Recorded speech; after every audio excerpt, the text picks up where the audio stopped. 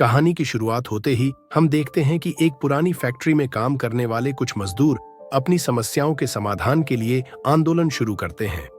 वे अपने मालिक से बात करना चाहते हैं, लेकिन सशस्त्र सुरक्षा गार्ड उन्हें रोक देते हैं। पहले मजदूर शांत रहते हैं, लेकिन जब एक मजदूर गार्डों पर पत्थर फेंकता है तो झड़प शुरू हो जाती है। इसी बीच फैक्ट्री मालिक मेगाफोन से घोषणा करता है और दो मजदूरों को बातचीत के लिए बुलाता है, लेकिन आंदोलन के नेता सांगाजी को नजरअंदाज कर दिया जाता है। मालिक आदेश देता है कि बाकी मजदूर अपने घर लौट जाएं और वे उसकी बात मान लेते हैं। सांगाजी जब घर लौटते हैं तो उनकी पत्नी और बेटा शंका उनका इंतजार कर रहे होते हैं। शंका यह नहीं समझ पाता कि उसके पिता इन संघर्षों में क्यों उलझते हैं। सांगाजी उसे समझाते हैं कि अन्याय के खिलाफ लड़ना हर इंसान का कर्तव्य है। रात में बारिश शुरू हो जाती है और सोने से पहले शंका की मां उसे खिड़कियां बंद करने को कहती है। बिजली से डरने के बावजूद शंका मां की बात मान लेता है।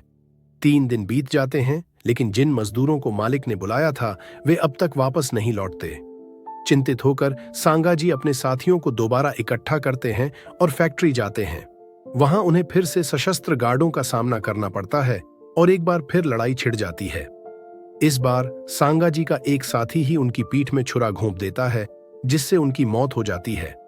शंका, जो अपने पिता का पीछा कर रहा होता है, चुपचाप यह सब देखता है। वह अपने पिता के शरीर के पास दौड़ता है, लेकिन तब तक बहुत देर हो चुकी होती है। तभी अचानक मूसलाधार बारिश शुरू हो जाती है। दुख और गुस्से से भरकर शंका गार्ड की एक ढाल उठा लेता है और लड़ने की कोशिश करता है। तभी गलती से उसके हाथों से एक विद्युत आवेश निकलता है, जिससे आसपास खड़े सभी लोग प्रभावित हो जाते हैं। भारी शक्ति के प्रभाव से शंका और बाकी लोग पीछे गिर जाते हैं। इस घटना के 1 साल बाद शंका और उसकी मां को जीविका के लिए संघर्ष करना पड़ता है। एक दिन उसकी मां को दूसरे शहर में नौकरी का प्रस्ताव मिलता है, इसलिए वह एक दिन के लिए बाहर जाती है। लेकिन 1 हफ्ता बीत जाने के बाद भी वह वापस नहीं आती। भूख और अकेलेपन से जूझते हुए शंका खुद का ख्याल रखने की कोशिश करता है। इस दौरान उसे अपने सबसे बड़े डर बारिश और बिजली का सामना करना पड़ता है। कई और दिन गुजरने के बाद उसे यकीन हो जाता है कि उसकी मां उसे छोड़कर चली गई है। हिम्मत जुटाकर शंका अपना घर छोड़ देता है और सड़कों पर अपनी किस्मत आजमाने निकल पड़ता है।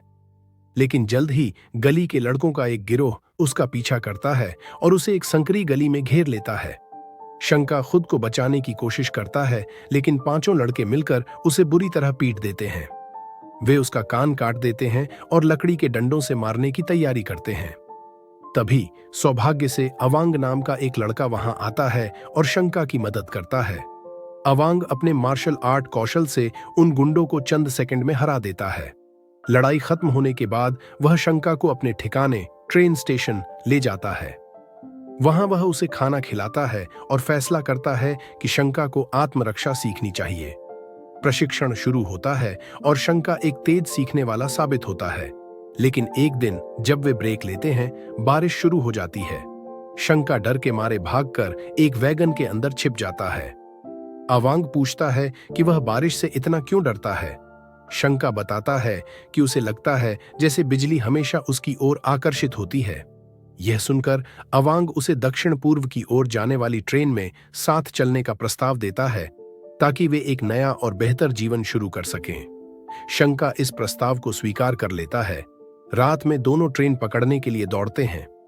अवांग सफलतापूर्वक एक डिब्बे तक पहुंच जाता है और शंका की मदद के लिए हाथ बढ़ाता है, लेकिन शंका पूरी कोशिश करने के बावजूद पीछे रह जाता है। अवांग उसे आखिरी सबक देते हुए कहता है, जो कुछ भी तुमने अब तक सीखा है उसका इस्तेमाल करके खुद को बचाना और किसी पर भी पूरी तरह भरोसा मत करना। इतना कहकर अवांग ट्रेन में चढ़ जाता है और शंका अकेला रह जाता है। वह अवांग की सीख को अपने जीवन का हिस्सा बनाने का फैसला करता। अगले दिन शंका काम की तलाश में एक बंदरगाह पर जाता है ताकि अपनी जीविका चला सके। जब वह लाइन में खड़ा होता है, तभी एक गली का बच्चा उसे धक्का देकर उसकी जगह ले लेता है। लेकिन इस बार शंका चुप नहीं रहता। तेजी से घूमते हुए वह एक किक मारता है और अपनी जगह वापस ले लेता है। यह देख लड़का गुस्से में अपने गिरोह के बाकी सदस्यों को बुला लेता है और वे सभी शंका के पीछे भागते हैं। भागते भागते शंका एक कार में बैठे एक जोड़े से टकराता है। वे उसे अपनी कार में बिठा लेते हैं और उसे एक बेहतर जीवन देने का वादा करते हैं। लेकिन तभी संका को अवांग की दी हुई सलाह याद आती है, किसी पर भरोसा मत करो। तुरंत वह कार से बाहर कूदता है और सड़क पर भाग जाता है। कई साल बीत जाते हैं। अब संका बड़ा हो चुका है और एक वयस्क के रूप में अखबार के लिए इलेक्ट्रॉनिक्स और सुरक्षा टेक्नीशियन का काम करता है। उसका शहर अपराध और बर्बरता से भरा हुआ है, लेकिन संका इन सब में हस्तक्षेप नहीं करता। वह शांति और एकांत में रहना पसंद करता है। इस बीच शहर में कुछ लोग अपराध के खिलाफ लड़ने की कोशिश कर रहे हैं। एक दिन संका एक विधायक द्वारा आयोजित रात्रि भोज में जाता है, जहां उसकी मुलाकात पेनर से होती है। पेनर संगठित अपराध का प्रमुख है और लगभग पूरे शहर पर नियंत्रण रखता है। पेनर की कहानी भी दर्दनाक है। संका की तरह उसके पिता की भी अन्यायपूर्ण तरीके से हत्या कर दी गई थी। अपराधियों ने उसके घर में आग लगा दी थी, लेकिन पेनर किसी तरह बच गया। हालांकि इस घटना में उसका चेहरा बुरी तरह जल गया। उसके चाचा ने उसे अनाथालय में छोड़ दिया ताकि वह अपनी पारिवारिक संपत्ति तक कभी न पहुंच सके। एक रात जब दुर्गा विधायक अपने घर लौट रहा होता है, तो उसे एहसास होता है कि कोई उसे देख रहा है। मामले की जांच करने के लिए वह आगे बढ़ता है। तभी एक रहस्यमय व्यक्ति उसके सामने आता है, जो अग्नि जादू का उपयोग करता है। वह दुर्गा को बेहोश कर देता है। कुछ देर बाद दुर्गा जागता है और खुद को एक अनजान इमारत में बंधा हुआ पाता है। उसकी पत्नी और बच्चे भी रस्सियों से बंधे हुए होते हैं। तभी पेनर वहां आता है। दुर्गा उससे रहम की भीख मांगता है, लेकिन पेनर उसकी एक नहीं सुनता। वह रस्सियों में आग लगा देता है, जिससे दुर्गा का पूरा परिवार नीचे गिर जाता है और अपनी जान गंवा देता है। दूसरी ओर संका अपने बिस्तर पर जागता है। उसे पास वाले अपार्टमेंट से किसी आदमी की आवाज सुनाई देती है, जो जबरन अंदर घुसने की कोशिश कर रहा होता है। लेकिन संका दूसरों की समस्याओं में उलझना पसंद नहीं करता, इसलिए वह इसे अनदेखा कर देता है और अपने काम पर जाने की तैयारी करता है। काम पर संका अपने दोस्त से बात करता है, जो शहर की बढ़ती हिंसा से तंग आ चुका है और इसे छोड़ने की योजना बना रहा है। बातचीत के दौरान अचानक एक आदमी अखबार के गेट की ओर भागता हुआ आता है। वह मदद की गुहार लगाता है, क्योंकि गुंडों का एक गिरोह उसका पीछा कर रहा है और उसे मारना चाहता है। संका और उसका दोस्त पहले उसकी मदद करने से इनकार कर देते हैं, लेकिन तभी अवांग दरवाजा खोलता है और उस आदमी को अंदर ले जाता है। जाने से पहले अवांग संका से कहता है, यह शहर कभी नहीं बदलेगा अगर तुम्हारे जैसे लोग दूसरों की परवाह नहीं करेंगे। अवांग की बात संका के दिल को छू जाती है। वह अपने व्यवहार पर पछतावा करने लगता है। अगली सुबह संका देखता है कि वही अपराधी फिर से अपार्टमेंट में घुसने की कोशिश कर रहे हैं। इस बार वे दरवाजे को तोड़कर अंदर घुस जाते हैं और वूलन नाम की एक युवती को पकड़ लेते हैं, जो अपने छोटे भाई टेढ़ के साथ रहती है। डाकू उन्हें जान से मारने की धमकी देते हैं। वूलन और उसके भाई को खतरे में देखकर संका आखिरकार हस्तक्षेप करने का फैसला करता है। वह पूरी ताकत से डाकुओं पर हमला कर देता है। घूंसे, लात और मार्शल आर्ट के कौशल का उपयोग करके वह सभी को धूल चटा देता है। हालांकि अपराधियों को यह बर्दाश्त नहीं होता। वे चाकुओं से लैस होकर संका पर हमला करने की कोशिश करते हैं, लेकिन इस बार संका तैयार है। वह अपने सीखे हुए हर कौशल का इस्तेमाल करता है और दुश्मनों की चाल को नाकाम कर देता है। संका सीधे दूसरे अपराधी का सामना करने के लिए आगे बढ़ता है। जैसे ही वह उससे भिड़ता है, पहला अपराधी पीछे से हमला करने के लिए तैयार हो जाता है। लेकिन इससे पहले कि वह वार कर सके, वूलन झटके से उसकी शर्ट पकड़कर उसे मेज पर गिरा देती है। संका इस मौके का फायदा उठाकर दूसरे डाकू को नीचे गिरा देता है और दोनों को वहां से भाग जाने का आदेश देता है। वूलन और टेडी उसकी लड़ाई की कुशलता देखकर हैरान रह जाते हैं, लेकिन संका बिना रुके वहां से चला जाता है। बाद में सुरक्षा गार्ड के रूप में संका अपनी ड्यूटी पूरी कर रहा होता है।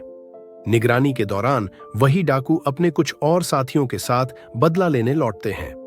हालांकि सुरक्षा गार्डों की टीम पहले कुछ हमलावरों को रोक लेती है, लेकिन जब और लोग आ जाते हैं तो संका को भागने पर मजबूर होना पड़ता है। अकेला पढ़कर वह समाचार पत्र प्रेस की ओर दौड़ता है, जहां वह संकरी जगहों का फायदा उठाने की कोशिश करता है। लेकिन गिरोह उसे पूरी तरह भागने नहीं देता और उसे छत पर खदेड़ देता है। छत पर एक भयंकर टकराव शुरू होता है। घूंसे और लातों की बौछार के बीच संका अपने मार्शल आर्ट कौशल का इस्तेमाल करता है, लेकिन अपराधियों की संख्या ज्यादा होती है।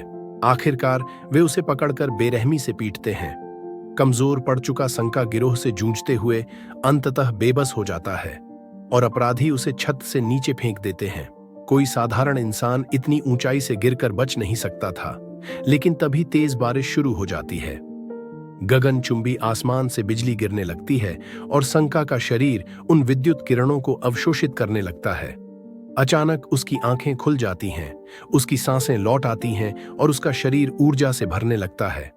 अगली सुबह वह अपने अपार्टमेंट में जागता है। दरवाजे पर दस्तक होती है। यह वूलन थी, जो उसे अपने भाई की देखभाल करने के लिए कहती है। इस बीच शहर में राजनीति गरमा रही थी।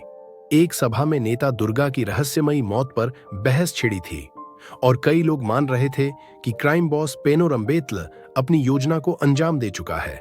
दूसरी ओर अपराधियों को एक रहस्यमयी सीरम इंजेक्ट करने के आदेश दिए जा रहे थे। संका अपने दोस्त टेडी से कहता है कि वह उसे उसकी बहनों के पास छोड़ देगा, क्योंकि उसे रास्ते में एक जरूरी काम करना है। वह बाजार में वूलन से मिलता है, जो व्यापारियों को एकजुट कर सुरक्षा बढ़ाने के लिए आंदोलन चला रही थी। संका उसे टेडी की जिम्मेदारी सौंपता है, लेकिन तभी वही गिरोह वहां आ धमकता है जिसने उसे छत से फेंका था। संका को जीवित देखकर वे चौंक जाते हैं और उसका पीछा करना शुरू कर देते हैं। संका भागने की कोशिश करता है, लेकिन जल्द ही वे उसे घेर लेते हैं। मजबूर होकर वह फिर से उनसे मुकाबला करता है। उसका युद्ध कौशल उसे कई अपराधियों को परास्त करने में मदद करता है, लेकिन जैसे ही वे उसे खत्म करने के लिए कुल्हाड़ी फेंकते हैं, संका अपने हाथों से अचानक बिजली गिरा देता है। एक पल के लिए वह अपने शत्रुओं पर विद्युत ऊर्जा छोड़ता है, जिससे वे दूर जा गिरते हैं। लेकिन जब वह दोबारा कोशिश करता है तो कुछ नहीं होता। इसलिए वह पास पड़े लकड़ी के डंडे से लड़ाई जारी रखता है और आखिरकार सभी को हराने में सफल हो जाता है। इस अद्भुत लड़ाई को देखकर वूलन और व्यापारी समुदाय दंग रह जाते हैं। सभी उसकी बहादुरी की प्रशंसा करने लगते हैं, लेकिन संका बिना कुछ कहे वहां से चला जाता है। बाद में अपने एक दोस्त से बात करते हुए वह कहता है कि एक पल के लिए उसे लगा कि उसके पास कोई विशेष शक्ति है। तभी वूलन वहां आती है और उसे बताती है कि पूरा बाजार उसे हीरो मान रहा है और शहर की रक्षा करने के लिए बुला रहा है। लेकिन संका मना कर देता है, यह कहते हुए कि उसके पास कोई भी सुपर पावर नहीं है। वूलन मुस्कुराकर जवाब देती है, तुम इसे स्वीकार करो या नहीं, लेकिन सबने देखा कि बिजली गिराने के साथ साथ तुम्हारी चोटें भी खुद ब खुद ठीक हो गईं। संका ने वूलन और उसके साथियों की मदद करने से इनकार कर दिया, जिससे वे निराश होकर चले गए। लेकिन उसी रात जब संका अपना काम खत्म करके घर लौट रहा था, उसने देखा कि पूरा बाजार आग की लपटों में घिरा हुआ था। चारों ओर अफरा तफरी मची थी, लोग मदद के लिए चिल्ला रहे थे और कई दुकानदार घायल पड़े थे। वूलन दौड़कर उसके पास आई और कहा, अब भी तुम इस अन्याय को अनदेखा कर सकते हो? यह सब उसी गिरोह का काम है जिसने पहले तुम पर हमला किया था। अगर तुमने कुछ नहीं किया तो यह कभी नहीं रुकेगा। संका असमंजस में पड़ गया। उसे अपनी शक्तियों की सच्चाई और उन्हें नियंत्रित करने का कोई तरीका नहीं पता था। फिर भी उसने कुछ करने का फैसला किया। उसी रात जब संका काम पर था, वूलन और टेडी उससे मिलने आए। तभी अचानक तेज बारिश शुरू हो गई और आसमान बिजली की कड़क से गूंज उठा। बारिश को देखकर संका को वह रात याद आ गई जब वह बिजली की चपेट में आया था। वह अपने संदेह को दूर करने के लिए बारिश में चला गया। जैसे ही एक बिजली का झटका उस पर गिरा, उसने फिर से उसे अवशोषित करने की कोशिश की, लेकिन इस बार उसकी ऊर्जा बढ़ने के बजाय वह जमीन पर गिर पड़ा।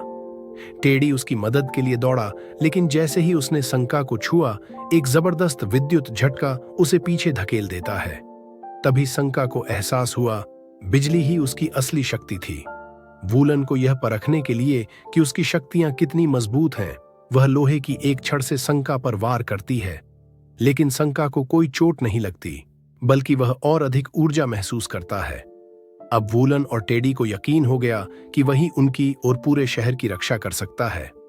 कुछ समय बाद संका, वूलन और उसके साथी एक शादी की पार्टी में जाते हैं, जहां उनकी योजना अपराधी गंदा से मिलने की थी। जैसे ही वे पहुंचे, गंदा ने उन्हें देखकर भागने की कोशिश की, उसके गुर्गे उसे बचाने के लिए सामने आए, लेकिन इसी बीच शादी की दुल्हन हस्तक्षेप करती है और पूछती है कि क्या चल रहा है। इस बातचीत के बीच अचानक पार्टी में कई मेहमानों को चक्कर आने लगते हैं और संयोग से वे सभी गर्भवती महिलाएं थीं। जल्द ही खबर फैलती है कि पूरे शहर में गर्भवती महिलाओं की तबीयत बिगड़ रही है। मीडिया की जांच में खुलासा होता है कि यह समस्या पेनर नाम के क्राइम बॉस के गुर्गों द्वारा चावल में इंजेक्ट किए गए एक रहस्यमय सीरम के कारण हुई थी। विशेषज्ञों का कहना था कि यह सीरम भ्रूण के मस्तिष्क को इस तरह प्रभावित करता है कि वे बड़े होकर सही और गलत में फर्क नहीं कर सकेंगे। इसका मतलब था कि पेनर एक अपराधी प्रवृत्ति वाली पीढ़ी तैयार कर रहा था, जो भविष्य में उसके आदेशों का पालन करेगी। इस खबर ने पूरे शहर को गुस्से से भर दिया। दंगे भड़क उठे, लोग सड़कों पर उतर आए और अराजकता फैल गई। लुटेरे इस अफरा तफरी का फायदा उठाकर दुकानों को लूटने लगे और घरों में घुसने लगे। उसी रात संका ने पहली बार एक मुखौटा पहना और सड़कों पर उतरा। उसने दंगाइयों को रोकने की कोशिश की और पूरी ताकत से उनसे मुकाबला किया। वह अकेले ही कई गुंडों को काबू में कर लेता, लेकिन तभी एक ठग चाकू से उस पर हमला करता। चाकू में एक छोटा कंटेनर जुड़ा हुआ था, जिससे वह संका का खून निकालने में सफल हो गया और भाग निकला। संका वापस अपने कार्यस्थल पर लौट आया, जहां वूलन उसकी चोटों का इलाज कर रही थी। तभी फिर से बारिश शुरू हो गई। इस मौके का फायदा उठाकर संका ने अपनी ऊर्जा रिचार्ज कर ली, लेकिन तभी उसे एहसास हुआ, जब उसकी शक्तियां सक्रिय होती हैं तो वह अपने दोस्तों के लिए भी खतरा बन सकता है। इस डर के कारण वूलन, आंग और टेडी ने मिलकर अखबार के ऑफिस में उपलब्ध सामग्री से एक सुरक्षात्मक सूट तैयार किया, ताकि उसकी विद्युत ऊर्जा किसी निर्दोष को नुकसान न पहुंचा सके। संका ने अपने मुखौटे पर धातु का एक एंटीना भी जोड़ा, जिससे वह बिजली को बेहतर तरीके से अवशोषित कर सके और अपनी शक्तियों पर नियंत्रण पा सके। अब संका पूरी तरह तैयार था। मुखौटा पहनकर और सतर्कता से काम करते हुए संका की कार्रवाइयों ने जल्द ही पूरे शहर का ध्यान आकर्षित कर लिया। लोग उसे एक रहस्यमयी रक्षक मानने लगे। संका अब पूरे शहर में एक नायक के रूप में पहचाना जाने लगा था। उसकी बहादुरी की कहानियां समाचारों में छाने लगीं और धीरे धीरे हाउस ऑफ पीस नामक संगठन का ध्यान भी उसकी ओर खींच गया। इस संगठन के प्रमुख सदस्यों में से एक अरविंद, जो एक विधायक थे, ने अनैतिकता सीरम की जांच करने और नकाबपोश नायक की असली पहचान का पता लगाने का प्रस्ताव रखा। एक रात की लड़ाई के बाद थका हुआ संका अपने सोफे पर सो गया। अगली सुबह जब वह जागा तो उसने देखा कि वूलन उसके लिए नाश्ता बना रही थी। उनके बीच धीरे धीरे एक मजबूत रिश्ता बनने लगा था। नाश्ता बनाने के बाद वूलन कमरे से बाहर निकली, लेकिन तभी बाहर उपद्रवियों के एक समूह से सामना हो गया। संका उनकी आवाज सुनकर तुरंत बाहर आया, लेकिन समूह ने कहा कि वे लड़ने नहीं आए हैं। उन्होंने खुलासा किया कि बाजार में आग लगाने वाले वे नहीं थे। उन्होंने बताया कि घटना के दिन उन्होंने वहां एक प्रसिद्ध वायलिन वादक एआई सुलान को देखा था। यह संभव था कि वही इस विनाशकारी घटना का जिम्मेदार हो। संका को इस बात पर यकीन नहीं हुआ, इसलिए वह थिएटर गया, जहां एआई सुलान उस रात प्रदर्शन करने वाला था। शो खत्म होने के बाद वायलिन वादक पिछले दरवाजे से बाहर निकला, लेकिन तभी संका नकाब पहनकर उसके सामने आ गया। बाजार में आग क्यों लगाई? संका ने सीधे सवाल किया। जवाब में वायलिन वादक ने अपने वायलिन स्टैंड से एक छुपा हुआ ब्लेड निकाला और अचानक संका पर हमला कर दिया। हालांकि संका की अलौकिक सहन शक्ति के कारण उसे कोई चोट नहीं आई। इसके बाद दोनों के बीच एक भयंकर लड़ाई शुरू हो गई। संका अपने मार्शल आर्ट कौशल के कारण जल्द ही बढ़त हासिल कर लेता है। लड़ाई के दौरान उसने वायलिन वादक की छाती पर एक अजीब प्रतीक देखा। इससे पहले कि संका उसे पकड़ पाता, वायलिन वादक भागने लगा, लेकिन वह सड़क पर दौड़ते समय एक तेज रफ्तार कार को नहीं देख पाया और उसके नीचे आकर बुरी तरह कुचल गया। अगले दिन पेनोरम्बेतल ने गुप्त संगठन के राजनेताओं और पत्रकारों को खत्म करना शुरू कर दिया। उनमें से एक विधायक अरविंद, जो हाउस ऑफ पीस के प्रमुख थे, पर भी हमला किया गया। एक रहस्यमयी नर्तक, जिसने अपने सिर के पीछे एक मुखौटा पहन रखा था, अरविंद की कार पर हमला करता है। सुरक्षा गार्ड पूरी ताकत से नर्तक को रोकने की कोशिश करते हैं, लेकिन वह अत्यधिक शक्तिशाली साबित होता है। एक एक करके सभी गार्ड मारे जाते हैं। अरविंद कार के अंदर खुद को बंद कर लेता है, लेकिन नर्तक धीरे धीरे नाचते हुए कार की ओर बढ़ता है। मानो यह सब उसके लिए एक खेल हो। तभी अचानक संका अपने सुपर हीरो पोशाक में वहां पहुंचता है। वह नर्तक को सीधा मुकाबला करने की चुनौती देता है। संका की तेज चालें और मार्शल आर्ट कौशल नर्तक को चौंका देते हैं। संघर्ष के दौरान नर्तक का मुखौटा गिर जाता है और अंततः संका उसे अपनी पूरी ताकत से पीछे फेंक देता है। नर्तक यह समझकर कि संका उसकी उम्मीद से ज्यादा शक्तिशाली है, वहां से भाग जाता है। बाद में संका गिरे हुए मुखौटे की जांच करता है और पाता है कि उस पर वही प्रतीक बना है जो उसने वायलिन वादक की छाती पर देखा था। यह प्रतीक पैनर लीग का था। विधायक जिसे संका ने बचाया था उसकी वीरता से प्रभावित हो गए। उन्होंने अनैतिकता सीरम पर प्रतिबंध लगाने के लिए वोट देने का फैसला किया। वोट पास हो गया और सरकार ने सीरम का मार्क एंटीडोट तैयार करने का आदेश दिया। शहर के सभी नागरिकों को इस एंटीडोट का टीका लगाना शुरू किया गया। लेकिन यहां एक बड़ी समस्या थी। इस एंटीडोट का उत्पादन जिस कंपनी ने संभाला था वह वास्तव में पेनर की ही सहायक कंपनी थी। असल में यह कंपनी एंटीडोट के नाम पर एक और भी खतरनाक सीरम बना रही थी जो पेनर की योजनाओं को और भी शक्तिशाली बना सकता था। हालांकि विधायक ने एक निजी प्रयोगशाला को यह एंटीडोट जांचने का आदेश दिया। जैसे ही पेनर की साजिश का पर्दाफाश हुआ, विधायक ने अपने सहायक को टीकाकरण केंद्रों को तुरंत सूचना देने का आदेश दिया और साथ ही नकाबपोश नायक संका को खोजने की हिदायत दी। संका को अब एक और कठिन परीक्षा का सामना करना पड़ा।